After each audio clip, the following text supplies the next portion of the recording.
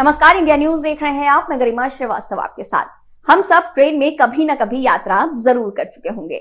जब भी आप ट्रेन में सफर करने का प्लान करते हैं तो आपको टिकट में अक्सर कई तरह के कोड्स नजर आते हैं। इनमें RQWL, GNWL, NOBS, RSWL लिखे होते हैं। कई बार टिकट वेटिंग लिस्ट में भी चला जाता है। इसमें कई बार वेटिंग लिस्ट का टिकट कभी कंफर्म होता है तो कभी रह जाता है।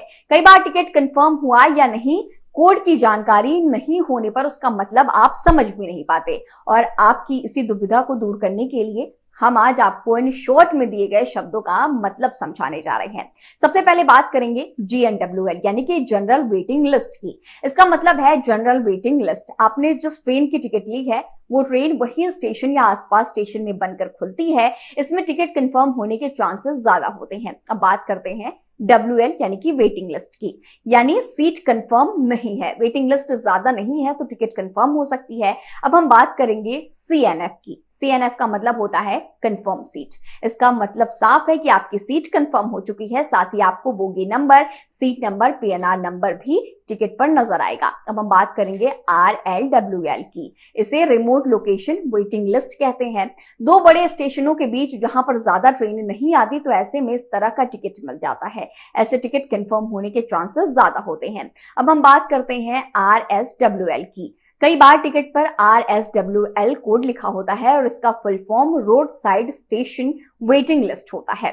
जब टिकट ट्रेन के शुरू होने वाले स्टेशनों से रोड साइड स्टेशन या उसके पास पड़ने वाले स्टेशनों के लिए बुक कराया जाता है तो ये कोड आता है। इस तरह के वेटिंग टिकट में कंफर्म होने की संभावना काफी ज्यादा होती है। अब हम आपको TQWL के बारे में बताएंगे। ये तत्काल टिकट की वेटिंग लिस्ट होती है। तत्काल बुकिंग करने पर अगर नाम वेटिंग लिस्ट में आता है तो ये स्टेटस TQWL दिखाता है। इसके कंफर्म होने के चांस काफी कम होते हैं। अब हम आपको PQWL के बारे में समझाते हैं। इसका मतलब है under pooled quota waiting list. General waiting list से अलग तैयार होती है। इसमें ऐसे पैसेंजर्स की जानकारी होती है जो ट्रेन ओरिजिनेशन और डेस्टिनेशन के बीच के स्टेशनों के बीच यात्रा करते हैं। इसमें भी टिकट कंफर्म होने के चांसेस काफी कम होते हैं।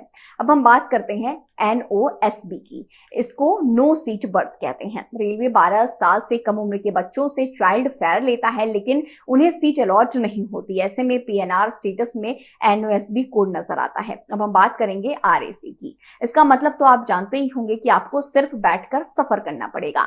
आपको सिर्फ बैठने की जगह मिलेगी लेकिन आप आराम से सोकर नहीं जा पाएंगे, यानी आप आधी सीट के हकदार हैं। अब चलिए बर्थ के बारे में जान लीजिए। UB का मतलब है नंबर के सामने अपर बर्थ लिखे होने का मतलब होता है अपर बर्थ।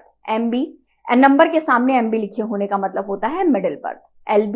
L नंबर के सामने LB लिखे होने का मतलब होता है लोअर बर्थ। अब आप ये कोड देखेंगे तो आप सब कुछ अच्छे से समझ जाएंगे। ऐसी और भी तमाम जानकारियां आप सभी तक लगातार पहुंचाते रहेंगे। बने रहिए इंडिया न्यूज के साथ। धन्यवाद।